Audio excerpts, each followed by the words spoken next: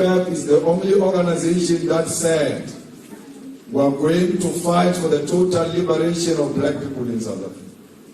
And therefore, the time has come for all of us to be brave.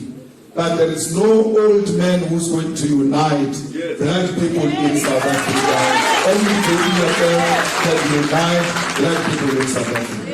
The track record of the EFF gives a clear scientific proof that only the EFF was able to put more than 120,000 people under one roof at the FNB Stadium. No any other organization has done that. Even now, they will never dare to go up to the FNB Stadium. Yet they say they can mobilize and organize and unite black people. Fighters, there is no one and no organization, historically and even now, that exists beyond the borders of South Africa. It is only the EFF. So how do you say you can unite people when you are 82 years old, having failed to unite them for the past 82 years, you think you can do it now? The unity we are talking about is not a lip service. It's not something used to mobilize people for the sake of positions. We need this unity of Africans in practical terms. That's why we are the only organization that has got EFF Nigeria, EFF Ghana, EFF Liberia, EFF Namibia, EFF Lesotho, EFF in diaspora.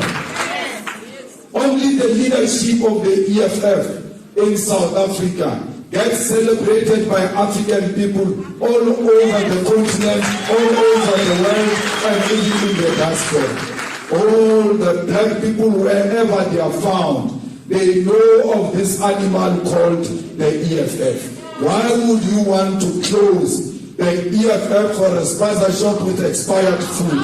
We cannot allow a situation where this movement, with such a huge infrastructure, with an office owned by this organization, with farms belonging to this organization, with members belonging to this organization, with houses built for ordinary people by this organization, with students who were taken to school by this organization. We woke up one morning and said to all those children, the organization you committed that when you grow up, you are going to vote for it is no more. We would have sold the future generation. We are not going to sell the future generation for the dreams of an 82-year-old man who is corrupt to the core, who has found his own thing for his own thing. We are going to fight corruption during ZUMA, even after ZUMA. ZUMA is corrupt. We were not misled about the corruption of ZUMA. Cyril Ramaphosa is corrupt. We were not misled about the corruption of Cyril Ramaphosa. And we don't just talk about fighting corruption. We will be on the streets on Tuesday going to fight Paracana in the next because we want good and good cities. Where are they?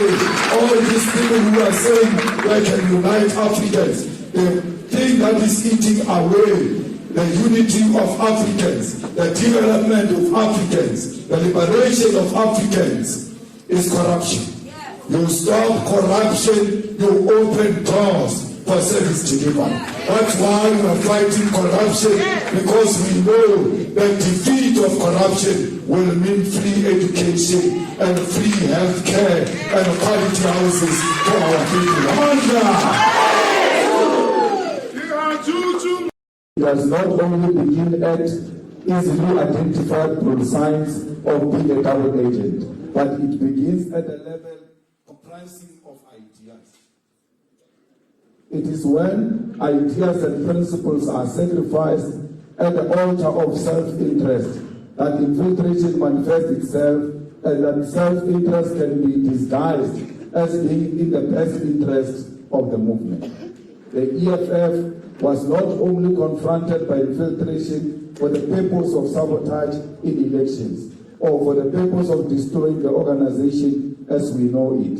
We were also confronted by an ideological infiltration and political degeneration. The ideological infiltration that confronts us is so sinister because it has the ability to utilize revolutionary language to justify compromise, betrayal, and collaboration. It is those who were most skilled amongst us in ideological language and rhetoric who have used the very same ideological tools of analysis to perpetuate and justify the betrayal of our people and our values as an organization. We have praised them, awarded them with titles, and sacrificed the task of political and ideological development of our movement to their hands. And they have used our trust as a weapon to strike against the very foundations for who we are. Commissars, infiltration in the EFF did not start when a few high-ranking members resigned from the EFF, but it began when certain individuals began to think of themselves as the custodians of thinking in our movement. And unfortunately, we allowed it. The ideological infiltration of the EFF began when we allowed our struggle for liberation to be individualized. And it is that process that allowed ambition to thrive and ideological principle to die. The consequences of this long process of ideological infiltration started showing themselves when there were attempts to convince us to collaborate with the historical enemy at the highest level of governance. But this is not where it begins, and not even for the EFF, because our infiltration is not unique to us, but it is a phenomenon that is common for African liberation movements.